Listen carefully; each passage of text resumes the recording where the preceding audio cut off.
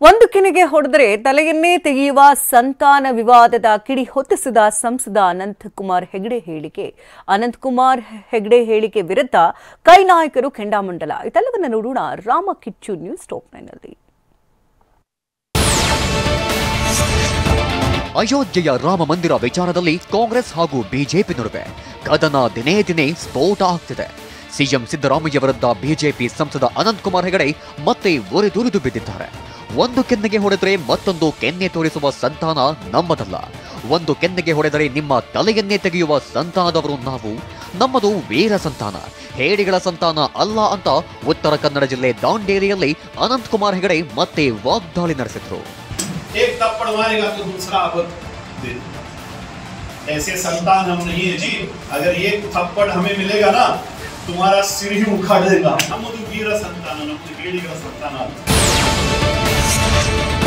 CM ಸಿದ್ದರಾಮಯ್ಯನವರೇ, ನೀವು ಸಭ್ಯತೆ ಬಗ್ಗೆ ಕಲಿತುಕೊಳ್ಳಿ ಅಂತ ಸಂಸದ ಅನಂತಕುಮಾರ್ ಹೆಗಡೆ ಆಕ್ರೋಶ ಹೊರಹಾಕಿದ್ರು. ನಮ್ಮಮ್ಮ ಎದೆ ಹಾಲು ಕುಡಿಸಿ ಬೆಳೆಸಿದ್ದಾರೆ, ಬೇವರ್ಸಿ ಹಾಲನ್ನು ಅಲ್ಲ. ತಾಯಿ ಹಾಲು ಕುಡಿದಿದ್ದಕ್ಕೆ ಗಂಡು ಭಾಷೆ ಹುಟ್ಟಿನಿಂದಲೇ ಬಂದಿದೆ. ಏಕವಚನದಲ್ಲಿ ನೀವು ಮಾತಾಡಿದ್ರೆ ನಾವು ಏಕವಚನದಲ್ಲಿ ಮಾತನಾಡ್ತೇವೆ. ವಿಧಾನಸಭೆಯಲ್ಲಿ ಶಾಸಕರಿಗೆ ಮತ್ತು ಪತ್ರಕರ್ತರಿಗೆ ಏಕವಚನದಲ್ಲಿ ಮಾತಾಡ್ತೀರಿ. ನಮಗೆ ತಾಕತ್ ಇಲ್ಲವಾ, ನಮಗೆ ಮಾತನಾಡಲು ಬರೋದಿಲ್ಲವಾ ಅಂತ ಅನಂತಕುಮಾರ್ ಹೆಗಡೆ ಅಬ್ಬರಿಸಿದ್ರು. ಪತ್ರಕರ್ತರಿಗೆ, ಅಲ್ಲಿರುವಂತಹ ಶಾಸಕರಿಗೆ ಯಾವ ರೀತಿ ಏಕವಚನದಲ್ಲಿ ಬೈತಾ ಇದ್ದ ಮನುಷ್ಯ ನಮ್ಗಾಗಲ್ವಾ? ನಮ್ಮ ಹತ್ರ ತಾಕತ್ ಇಲ್ವಾ? ನಮ್ಮ ಎದೆ ಹಾಲು ಕುಡಿಬೇಕು, ಕುಡಿಸಿ ಬೆಳೆಸ್ಯಾಳೆ. ಅದಕ್ಕೋಸ್ಕರ ನಮಗೆ ನಮ್ಮ ಭಾಷೆ, ಗಂಡು ಭಾಷೆ, ಅದು ಜನ್ಮತಃ ಬಂದಿದೆ. ಈಶ್ವರನಿಗೆ ರುದ್ರಾಭಿಷೇಕ ನಡೆಯುತ್ತಿದೆ, ನಡೆಯಲಿ ಅಂತ ಅನಂತಕುಮಾರ್ ಹೇಳಿದ್ರು. ಸ್ವಾಭಿಮಾನಕ್ಕೆ ಧಕ್ಕೆ ಬಂದರೆ ಸುಮ್ಮನಿರುವ ಪ್ರಶ್ನೆಯೇ ಇಲ್ಲ. ಜೀವ ಇರೋವರೆಗೂ ತಲೆ ತಗ್ಗಿಸುವುದು ಸಾಧ್ಯವೇ ಇಲ್ಲ. ನಾನೇನಾದರೂ ತಲೆ ತಗ್ಗಿಸಿದರೆ ನೀವು ಹಾಕಿದ ಓಟಿಗೆ ಅಪಮಾನ. ಯಾರು ಕುಣಿಯುತ್ತಾರೋ ಕುಣಿಯಲಿ ಮತ್ತು ನಮಗೂ ತಾಂಡವ ನೃತ್ಯ ಬರುತ್ತೆ ಅಂತ ಬಿಜೆಪಿ ಸಂಸದ ಅನಂತಕುಮಾರ್ ಹೆಗಡೆ ಮತ್ತೆ ವಿವಾದದ ಕಿಡಿ ಹೊತ್ತಿಸಿದ್ರು. ತಲೆ ತಗ್ಸ್ಲಿಕ್ಕೆ ಸಾಧ್ಯನೇ ಇಲ್ಲ. ಜೀವ ಇರೋ ತನಕ ತಲೆ ತಗ್ಸ್ಲಿಕ್ಕೆ ಸಾಧ್ಯ ಇಲ್ಲ. ಯಾರು ಕುಣಿದಾರು ಕುಣ್ಕೊಂಡು ಹೋಗ್ಲಿ ನೋಡೋಣ. ತಾಂಡವ ನೃತ್ಯ ನಮ್ಮವರಿಗೂ ಬರುತ್ತೆ. ನನ್ನ ವಿರುದ್ಧ ಕೇಸ್ ದಾಖಲಿಸಿ ನನ್ನನ್ನು ಮುನ್ನೆಲೆಗೆ ತಂದಿದ್ದಕ್ಕೆ ಸಿಎಂ ಸಿದ್ದರಾಮಯ್ಯಗೆ ಧನ್ಯವಾದ ಅಂತ ಬಿಜೆಪಿ ಸಂಸದ ಅನಂತಕುಮಾರ್ ಹೆಗಡೆ ಟಾಂಗ್ ಕೊಟ್ಟರು. ಅಯೋಧ್ಯೆಯ ರಾಮ ಮಂದಿರವನ್ನು ಯಾರೋ ಗುತ್ತಿಗೆದಾರ ಕಟ್ಟಿದ್ದಲ್ಲ, ಹಿಂದೂ ಸಮಾಜದ ಭಾವನೆ ಹಾಗೂ ಜಾಗೃತ ಹಿಂದೂ ಸಮಾಜ ಕಟ್ಟಿದ ಮಂದಿರ. ಹಿಂದೂ ಸಮಾಜ ಜಾತ್ಯತೀತೆಯಿಂದ ಒಡೆದ ತುತ್ತೂರಿಯ ಧ್ವನಿಯಲ್ಲ. ಒಬ್ಬ ನಾಯಕನಾಗಬೇಕಾದ್ರೆ ವಿವಾದ ಸ್ಥಾನ ಮಾಡಬೇಕು ಅಂತ ದಾಂಡೇಲಿಯಲ್ಲಿ ಬಿಜೆಪಿ ನಾಯಕ ಅನಂತಕುಮಾರ್ ಹೆಗಡೆ ಹೇಳಿದ್ರು.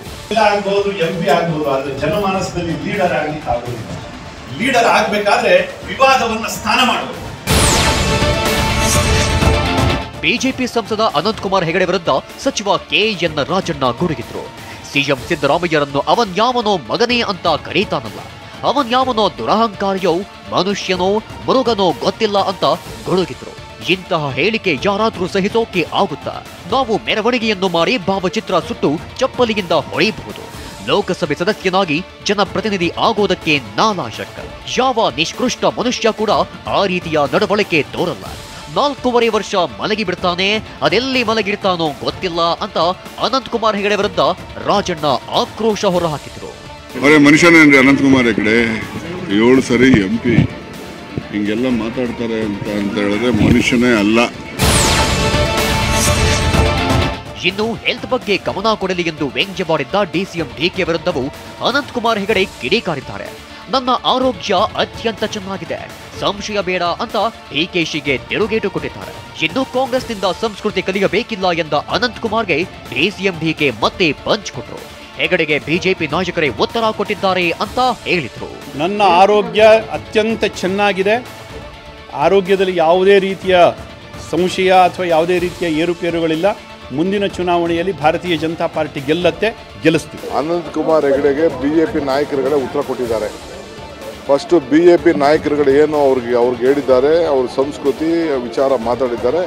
ಬಿಜೆಪಿ ನಾಯಕರುಗಳೇ ಅವ್ರಿಗೆ ಉತ್ತರ ಕೊಡ್ತಾ ಇದ್ದಾರೆ. ನಾನೇನು ಉತ್ತರ ಕೊಡುವಂಥ ಅವಶ್ಯಕತೆ ಇಲ್ಲ. ರಾಜ್ಯದಲ್ಲೂ ರಾಮ ರಾಜಕೀಯ ತಾರಕಕ್ಕೇರಿದೆ. ಬಾಬರಿ ಮಸೀದಿ ಕೆಡವಿದ್ದಾಗ ನಾನು ಅಯೋಧ್ಯೆಗೆ ಹೋಗಿದ್ದೆ. ಟೆಂಟ್ನಲ್ಲಿ 2 ಗೊಂಬೆ ಇಟ್ಟು ಇದೇ ಶ್ರೀರಾಮ ಅಂತಿದ್ರು ಅಂತ ತುಮಕೂರಿನಲ್ಲಿ ಸಚಿವ KN ರಾಜಣ್ಣ ಹೇಳಿದ್ದಾರೆ. ಈಗ ಏನು ಮಾಡೋರೇ ಗೊತ್ತಿಲ್ಲ, ಮುಂದೆ ಅಲ್ಲಿಗೆ ಹೋಗಿ ನೋಡೋಣ. ಅದು ಬಿಜೆಪಿ ಶ್ರೀರಾಮನೋ ಮೋದಿ ಶ್ರೀರಾಮನೋ ನೋಡೋಣ. ಚುನಾವಣೆಗೋಸ್ಕರ ಶ್ರೀರಾಮನ ದೇವಸ್ಥಾನ ಕಟ್ಟಿಸಿದ್ದಾರೆ ಅಂತ ರಾಜಣ್ಣ ವಿವಾದದ ಕಿಡಿ ಹೊತ್ತಿಸಿದ್ರು. ಶ್ರೀರಾಮನ್ ಇದ್ದಾಗ ನಾನು ಹೋಗಿದ್ದೇನೆ ಅಯೋಧ್ಯೆಗೆ. ಒಂದು ಟೆಂಟಲ್ಲಿ 2 ಗೊಂಬೆ ತಗೊಂಡೋಗಿಟ್ಬಿಟ್ಟು ಶ್ರೀರಾಮನ ಇವನೇ ಅಂತ ಹೇಳೋದು. ನಾವು ನಮ್ಮೂರಲ್ಲೆಲ್ಲ ರಮೇಶನ್ ಗೋಲ್ಡಿಗೆ ಹೋಗಿ ದೇವಸ್ಥಾನದೊಳಗೆ ಒಳಗಡೆ ಹೋದರೆ ನಮ್ಮ ಆ ದೇವಸ್ಥಾನದ ಕಾಲಿ ಕೂಡಲೇ ನಮ್ಮ ಒಂಥರ ವೈಬ್ರೇಷನ್ನು, ಒಂದು ರೀತಿ ನನಗೆ ದೇವರ ಬಗ್ಗೆ ಭಕ್ತಿ ವಿಶ್ವಾಸ ಬರ್ತದೆ. ಅಲ್ಲವತ್ತು ನಾನು ಹೋಗಿದ್ದಲ್ಲ, ಏನು ಅನಿಸ್ಲೇ ಇಲ್ಲ ನನಗೆ. ಯಾವುದೋ ಟೂರಿಂಗ್ ಪ್ಯಾಕೇಜಲ್ಲಿ ಏನೋ ತಂದಿದ್ದಾಗಿ ಇದು ಇಟ್ಬಿಟ್ಟವ್ರೆ 2 ಗೊಂಬೆ ಹೋಗಿ. ಅಯೋಧ್ಯೆಯಲ್ಲಿ ಜನವರಿ 22ರಂದು ಶ್ರೀರಾಮನ ಪ್ರಾಣ ಪ್ರತಿಷ್ಠಾಪನೆ ನಡೆಯಲಿದೆ. ಕಾರ್ಯಕ್ರಮ ಬಹಿಷ್ಕರಿಸಿದ್ದಕ್ಕೆ ರಾಹುಲ್ ಗಾಂಧಿ ಸಮರ್ಥನೆ ನೀಡಿದ್ದಾರೆ. ಪ್ರಧಾನಿ ನರೇಂದ್ರ ಮೋದಿಗೆ ಪ್ರಾಣ ಪ್ರತಿಷ್ಠಾಪನೆ ಕಾರ್ಯಕ್ರಮವನ್ನು ರೂಪಿಸಿದ್ದಾರೆ. ಅದು ಮಂದಿರದ ಕಾರ್ಯಕ್ರಮವಲ್ಲ, ಪ್ರಧಾನಿ ನರೇಂದ್ರ ಮೋದಿ ಕಾರ್ಯಕ್ರಮ ಅಂತ ಹೇಳಿದ್ದಾರೆ. Political Narendra Modi function.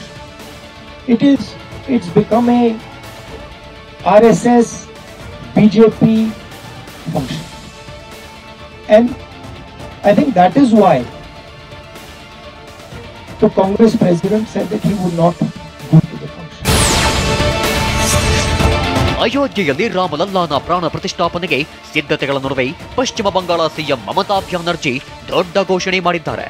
ಜನವರಿ 22ರಂದು ಟಿಎಂಸಿ ವತಿಯಿಂದ ಸದ್ಭಾವನಾ ರ್ಯಾಲಿಯನ್ನು ನಡೆಸಲಿದೆ. ಈ ರ್ಯಾಲಿ ಎಲ್ಲ ಧರ್ಮದವರಿಗಾಗಿ ಇರುತ್ತದೆ ಎಂದಿದ್ದಾರೆ. ಕೋಲ್ಕತ್ತಾದ ಕಾಳಿಘಾಟ ದೇಗುಲಕ್ಕೆ ಭೇಟಿ ನೀಡುವುದಾಗಿ ಮಮತಾ ಬ್ಯಾನರ್ಜಿ ಹೇಳಿದ್ದಾರೆ. ಪ್ರತಿ ಜಿಲ್ಲೆ ಮತ್ತು ವಾರ್ಡ್ಗಳಲ್ಲಿ ಮಧ್ಯಾಹ್ನ 3 ಗಂಟೆಗೆ ಸದ್ಭಾವನಾ ರ್ಯಾಲಿ ನಡೆಸಲು ಕರೆ ನೀಡಿದ್ದಾರೆ.